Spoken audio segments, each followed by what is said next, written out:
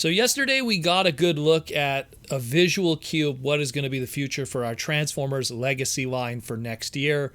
And now we're going to talk about something that, oddly enough, I didn't cover, even though it's quite a few weeks old in terms of news. But it's the future of Transformers and the video game world. This is a topic that I like to cover a lot because I love video games to death.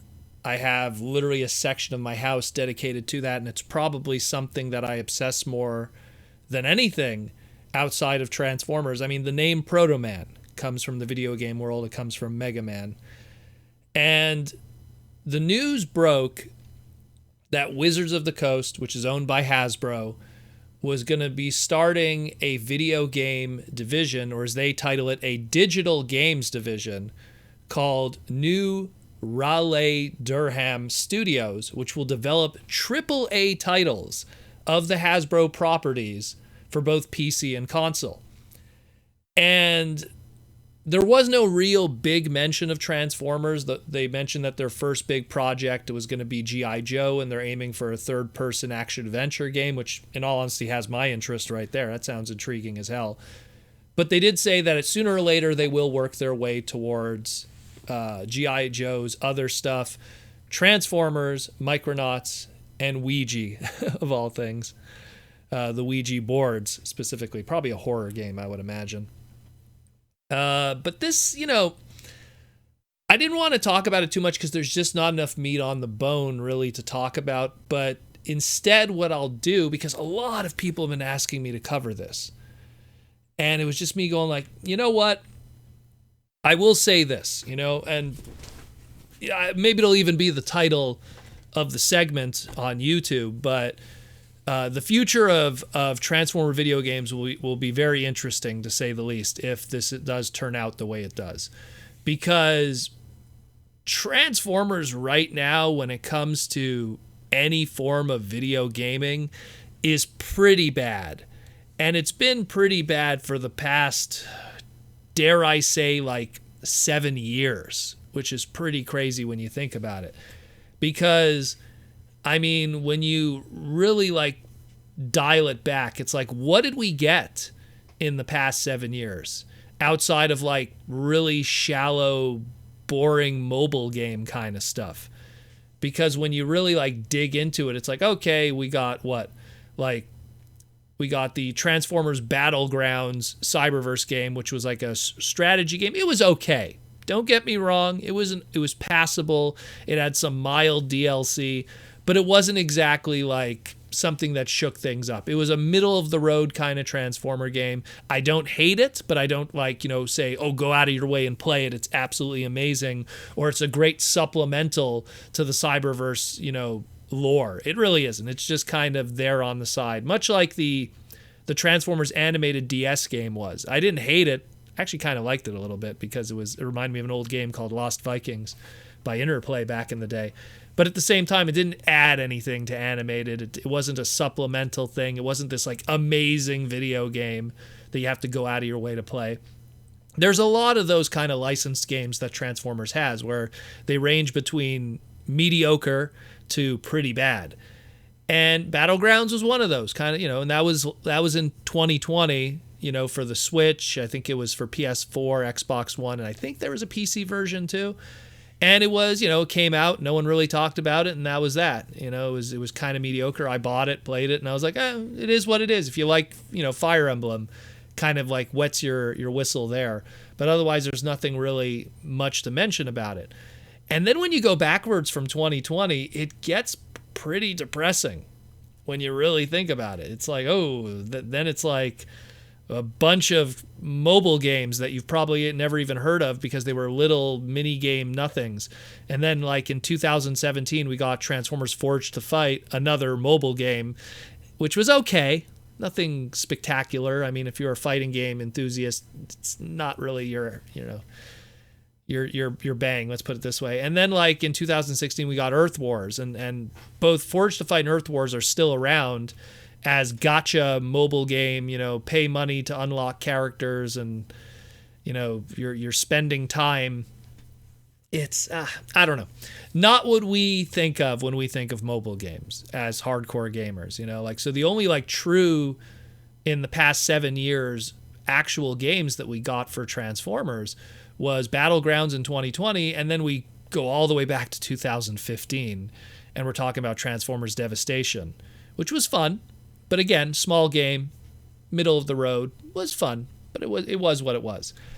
And I mean, that's the thing. So to hear that we're going to get AAA titles, something along the lines of like War for Cybertron from, that kind of era almost, but for the Transformers brand, sign me up. I'm excited. I really want to hear more, because like just today we heard about how like War of Warships is going to have Hot Rod and Starscream and Grimlock and Soundwave skins, like more licensed mobile game, PC game, boring Transformer add-on stuff. That we don't want that. We want Transformer games.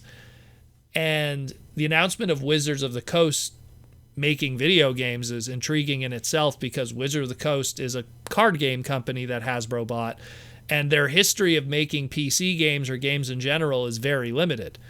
Like back in the day they did, Magic Online and Magic Duels and Magic the Gathering Arena is their new one that's out right now. But they're all Magic related. They're all pretty simple in relation to the card game. They're hardly AAA titles. If anything, they more lean on the mobile side of things, even though Magic Arena didn't start as mobile. And they are what they are. But apparently they built up a studio, they hired the right people, and they're aiming for something that's more of that AAA nature. And apparently they said after the G.I. Joe game, they're going to do something with D&D, something called D&D Dice Adventure for 2022. So we'll see what happens. I don't think this is something that we're going to learn about everything tomorrow, but it's something hopefully we could build to that. And I mean, historically, and I did this in my panel at TFCon, the problem is historically Hasbro, when they were making their own games in-house for the longest time, and I'm talking like almost 20 years of Hasbro Interactive, which was their in-game house for video games, everything they were doing was just related to their board games. It was nuts. Like, I think that they started in like 1995. That's when they started putting stuff out. And it was like Monopoly, Boggle, Clue, Risk, Scrabble. Like, it was just, I think Battleship was in there too. They were just doing nothing but their board game related stuff. And then their first ever toy licensed game that they did was, no surprise, in 1997.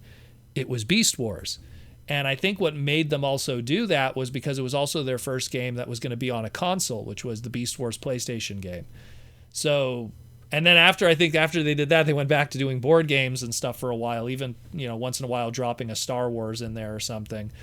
But so even on their side, Hasbro historically, they really used their in-house video game stuff for just their board games and stuff that was safe, simple. Board games, when you do them on a video game console or even like on a mobile thing, it's simple and safe. It's not very complicated. Where, our big brands, we want them to be, over the top and incredible with graphics and sound effects and voice acting and everything like that. So hopefully we'll see some. I mean, I think the thing to look out for more than anything else is they announced this third-person action-adventure G.I. Joe game they have planned.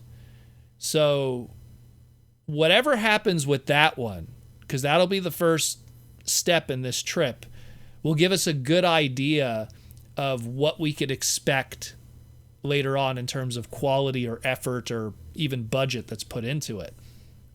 And I don't know. Again, I'm going to try to be optimistic with this, but it's just the past 7 years have been pretty brutal. And the lean more towards mobile gaming, which, while is great for casual gamers and people that don't have a lot of time to play video games and they just want something simple and bite-sized that they can mess with for 15 minutes a day, that's fine. That is totally fine.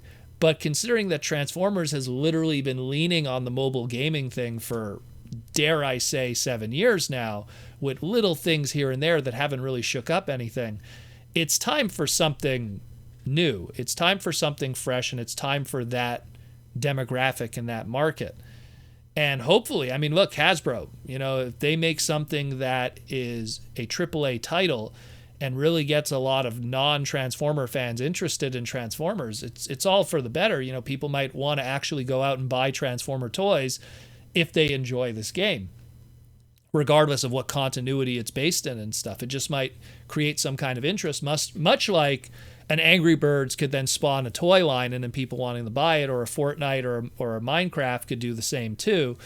Transformers doesn't have to make a toy line. It's already there. It's already there for the past almost 40 years now. So anyone that's going to discover the brand through a AAA video game and then all of a sudden want to get some plastic crack, as I like to call it, it's already there sitting in Target and Walmart waiting for someone to go join the drug, so to speak.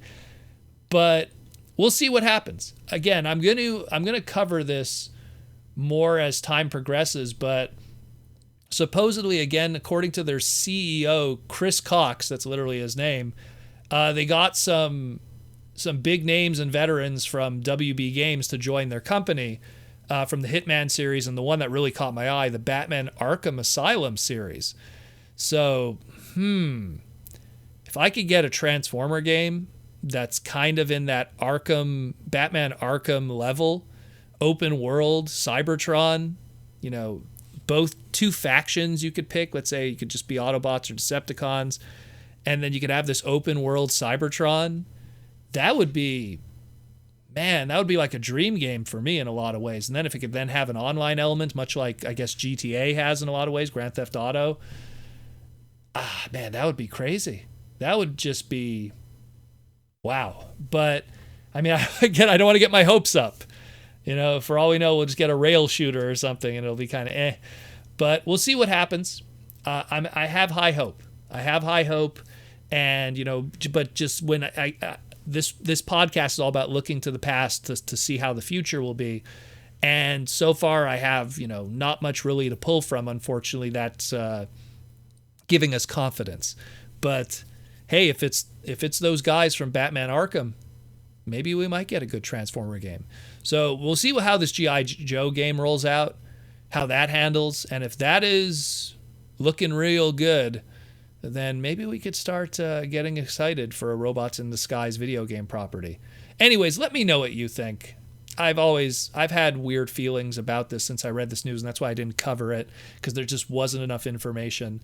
But that's just my 2 cents and what I want to pour outside of this brain of mine.